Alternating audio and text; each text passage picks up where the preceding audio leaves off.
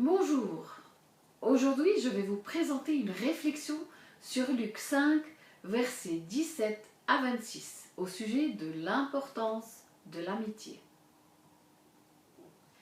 Un jour Jésus enseignait. Des pharisiens et des docteurs de la loi étaient là, assis, venus de tous les villages de la Galilée, de la Judée et de Jérusalem, et la puissance du Seigneur se manifestait par des guérisons. Et voici des gens portant sur un lit un homme qui était paralytique. Ils cherchaient à le faire entrer et à le placer sous ses regards. Comme ils ne savaient pas par où l'introduire à cause de la foule, ils le montèrent sur le toit et ils le descendirent par une ouverture avec son lit au milieu de l'assemblée devant Jésus. Voyant leur foi, Jésus dit : « Homme, tes péchés te sont pardonnés. » Les scribes et les pharisiens se sont mis à raisonner et à dire : « Qui est celui-là qui profère des blasphèmes? Qui peut pardonner des péchés si ce n'est Dieu seul ?» Jésus, qui connaissait leurs pensées, a pris la parole et leur a dit : « Quelles pensées avez-vous dans vos cœurs? Qu'est-ce qui est plus facile de dire ? Tes péchés te sont pardonnés, ou de dire lève-toi et marche?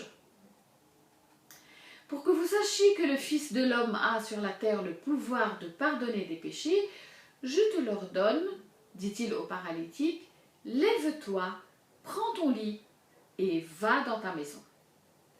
Et à l'instant, il se leva en leur présence, prit le lit sur lequel il était couché et s'en alla dans sa maison, glorifiant Dieu. Tous étaient dans l'étonnement et glorifiant Dieu. Remplis de crainte, ils disaient : « Nous avons vu aujourd'hui des choses étranges. » En réfléchissant profondément sur ce passage, nous pourrions en tirer littéralement des dizaines de leçons à apprendre, des leçons de vie à apprendre.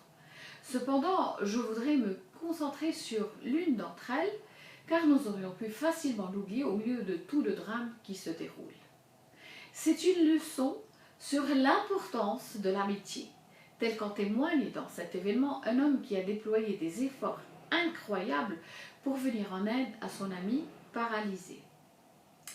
Un jour, cette personne a appris par hasard, et cette personne a appris qu'un homme appelé Jésus a guéri un lépreux. La seule fois où il avait entendu parler de quelqu'un guéri de la lèpre, c'était lorsque le prophète Élisée avait guéri Naaman, dans le bon vieux temps, selon 2 Rois 5. La première chose qui lui a traversé l'esprit était que cet homme pourrait peut-être guérir son ami.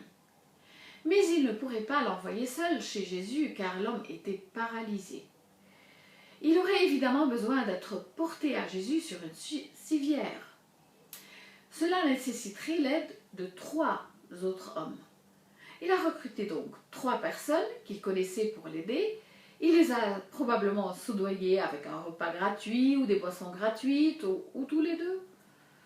Quand ils sont allés chercher l'homme paralysé, ils ont fait face à son refus, car il y en avait assez de courir d'une porte à l'autre en quête de guérison.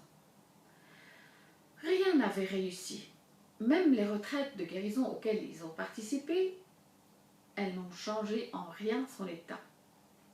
Cependant, malgré ces protestations, ils l'ont mis sur la civière et l'ont porté à la maison où Jésus prêchait. À propos, savez-vous chez qui Jésus prêchait? Lisez le passage et découvrez-le par vous-même. Vous allez être agréablement surpris. De toute façon, quand ils sont arrivés à la maison, elle était déjà pleine de monde et il ne pouvait plus y entrer. Il a refusé de se décourager. Alors, il a décidé de monter sur le toit et de descendre son ami avec un lit par une ouverture au milieu de la maison. Est-ce que vous avez déjà essayé de grimper seul sur un toit?